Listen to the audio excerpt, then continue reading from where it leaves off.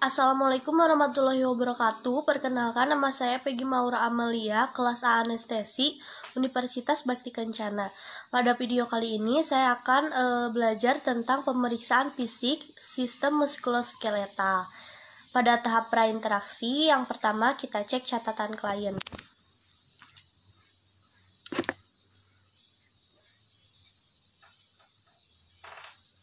Kemudian kita mencuci tangan.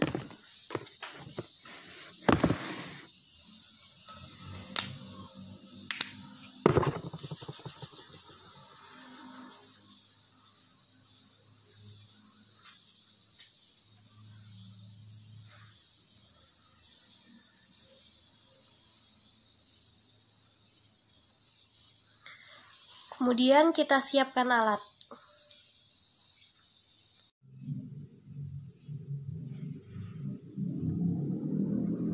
Selanjutnya pada tahap orientasi.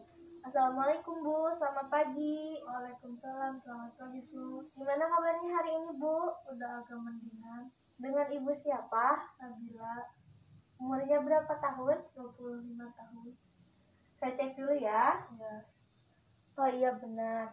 Nah Bu, perkenalkan, nama saya Peggy Maura Amalia. Saya suster yang bertugas di pagi hari ini. Saya akan melakukan pemeriksaan otot dan tulang Ibu. Tujuannya untuk mengetahui apakah ada kelainan atau tidak. Waktunya kurang lebih 10-15 menit. Apakah Ibu bersedia? Kalau begitu saya mengambil dulu alatnya ya. ya. Yang pertama kita lakukan pemeriksaan tonus otot atau kekuatan otot.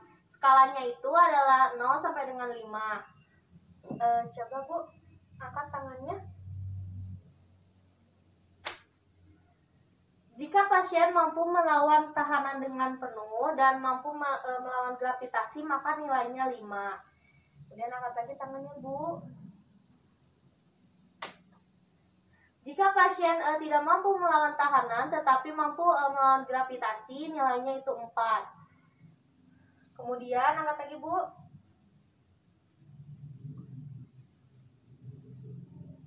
Pasien lemah untuk mengangkat, itu berarti nilainya 3. Kemudian coba Bu angkat lagi tangannya. Angkat Bu. Klien tidak mampu mengangkat tangannya, berarti nilainya itu 2. Kemudian Bu bisa mengangkat lagi tangannya. Nah, jika klien tidak mampu mengangkat tangannya tetapi bisa menggeser-geserkan tangannya, jika digenggam berarti nilainya itu 1. Nilainya 0 jika klien tidak bisa menggerakkan dan mengangkat tangan sama sekali. Kemudian jika nilainya itu 0, 1, 2, maka dianjurkan untuk dilakukan pemeriksaan atrofi otot. Untuk memeriksa pemeriksaan atrofi otot, kita bisa melakukannya dengan mengangkat tangan kita dan rasakan kekuatan ototnya. Setelah kita coba, kemudian selanjutnya kita ke pasien. Nah, coba Bu, bisa diangkat tangannya. Sekali lagi. Jika rasanya sama seperti memegang otot kita, berarti pasien tidak mengalami atrofi otot. Tetapi jika beda, berarti klien mengalami atrofi otot. Selanjutnya kita lakukan pemeriksaan infeksi dan palpasi kepada kepala dan leher klien. Yang pertama kita infeksi bahunya. Jika klien berjalannya tinggi sebelah, berarti klien mengalami atrofi otot. Jika tidak, berarti tidak mengalami atrofi otot. Selanjutnya kita lakukan pemeriksaan palpasi. Posisi tangan kita ini seperti ini. Nah, yang 2 jari berada di tulang spinal, kemudian yang 2 jari lagi menempel ke leher, menempati pena jugularis. Kemudian kita palpasi apakah ada benjolan atau tidak. Jika tidak ada, kita buka lagi yang kedua jari. Kita palpasi bagian leher sampai dengan ke tiroid. Rasakan apakah ada benjolan atau tidak. Jika tidak ada, kita maju ke bahu kanan dan bahu kiri.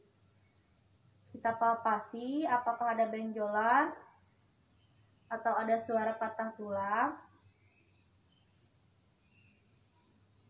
Selanjutnya kita pindahkan posisi tangan kita ke sebelah tangan aja. Nah, yang satu untuk memfiksasi, yang satu lagi untuk meraba. Rasakan apakah ada benjolan atau tidak. Jika tidak ada, kita langsung maju menuju ke otot lengan. Kemudian palpasi lagi apakah ada benjolan atau tidak. Lalu kita minta pasien untuk mengangkat tangannya. Bu, coba angkat Bu. Nah, coba ke bawah kan Bu. Ke samping Bu. Nah, jadi selanjutnya kita minta pasien untuk melakukan gerakan abduksi, aduksi, dan rotasi luar dan dalam. Coba Bu, kepalanya bisa mengangguk. Kemudian menganggap Bu. Nah, bisa diputar Bu. Nah, sekali lagi Bu. Coba miringkan ke kanan Bu. Kemudian ke kiri. Ya, baik ya Bu. Selanjutnya kita periksa bagian sikut pasien. Yang pertama kita palpasi apakah ada benjolan atau tidak. Jika tidak ada, kemudian kita minta pasien untuk mengangkat tangannya. Coba Bu, bisa diangkat. Ke bawah lagi Bu. Nah, baik Bu. Selanjutnya kita lakukan pemeriksaan lengan bawah. Kemudian kita palpasi lagi bagian lengan bawahnya apakah ada benjolan atau tidak. Jika tidak ada benjolan, kita minta pasien untuk melakukan gerakan tangan ke atas, ke bawah, ke samping, dan memutar. Coba Bu, bisa diangkat ke atas, ke bawah Bu, ke samping. Kali lagi Bu. Ya, bisa diputar Bu. Bisa, ya baik. Selanjutnya kita periksa bagian punggung pasien. Yang pertama, jika posisinya itu adalah kiposis seperti ini, bungkuk ke depan, ini namanya kiposis. Kemudian yang kedua itu adalah posisinya itu lordosis. Lordosis itu si pasiennya itu duduk tegak seperti ini. Kemudian yang ketiga itu ada skoliosis, yaitu si pundak pasiennya itu nah seperti ini. Jadi tinggi sebelah, pendek sebelah. Kemudian yang terakhir itu ada posisi gibus. Kemudian yang terakhir itu seperti pemeriksaan yang pertama itu kiposis, si pasiennya itu bungkuk ke depan, tetapi di bagian sininya tuh cenderung ada seperti benjolan gitu, jadi seperti kalau orang Islam itu seperti sedang atahiyat. Selanjutnya kita palpasi bagian punggung klien dengan menekan seperti ini, sedikit menekan dari atas dan ke tulang iga sampai dengan ke lumbar.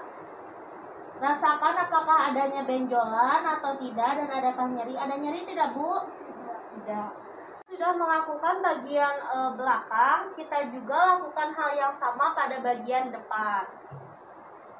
Kita ukur bagian kaki kanan dan bagian kaki kiri, apakah ada kesenjangan atau tidak, apakah ukurannya sama atau tidak.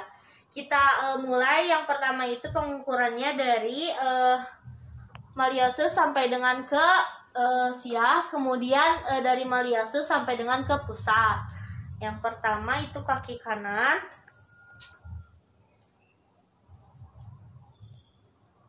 Ukurannya 30 ya. Yang kiri juga sama 30. Kemudian kita taikkan ke pusat. Di sini pusat 36. Kemudian yang kanan juga sama 36. Jadi ukurannya sama ya. Selanjutnya adalah pemeriksaan valens, yaitu kita meminta pasien untuk mengangkat tangannya seperti ini, Bu. Nah, kemudian Ibu tarik pelan-pelan ya. Kemudian tekuk. Nah, kurang lebih ini selama 60 detik. Nah, jika klien mengalami kesemutan di bagian pergelangan tangan, maka klien mengalami sindrom tunnel carpal. Tetapi jika yang dirasakannya pegal di bagian sini berarti itu tidak mengalami ya. Ini namanya pegal, bukan kesemutan.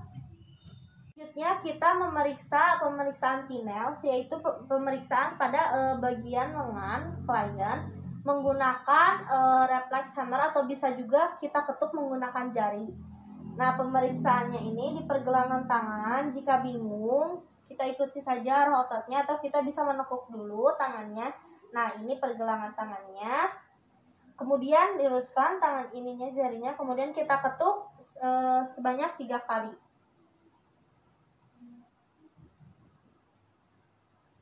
Kita juga bisa melakukannya menggunakan tangan.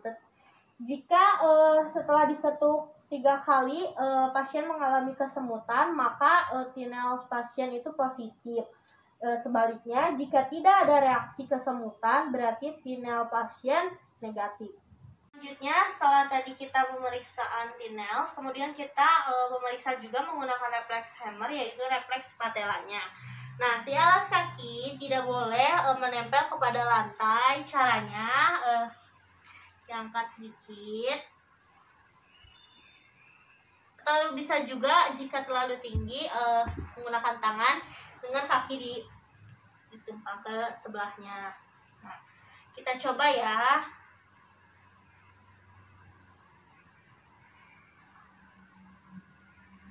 Kali lagi.